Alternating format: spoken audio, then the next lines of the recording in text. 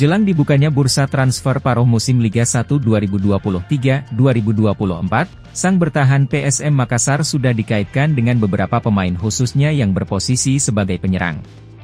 Itu menyusul performa mereka yang sampai pekan ke-15 masih belum stabil, atau bahkan jauh lebih menurun dari musim sebelumnya.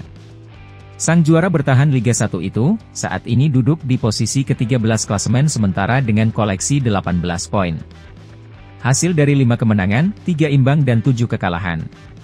Parahnya lagi tim berjuluk Pasukan Ramang ini mengalami 5 kekalahan beruntun di 2 kompetisi yang mereka jalani di musim ini, yakni Liga 1 dan AFC Cup. Kini, PSM Makassar tengah mengantongi sosok baru untuk meningkatkan daya gedor. Tak tanggung-tanggung top skor Liga Vietnam menjadi incarannya.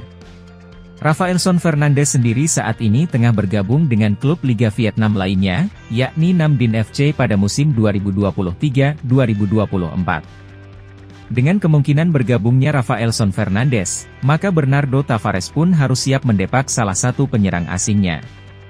Baik itu, Adilson Silva ataupun Everton Nascimento yang bakal didepak untuk menyisahkan satu slot pemain asing di putaran kedua. Terkait rumor tersebut, menarik untuk dinantikan apakah ini bakalan terrealisasi atau cuma hanya rumor belaka untuk PSM Makassar.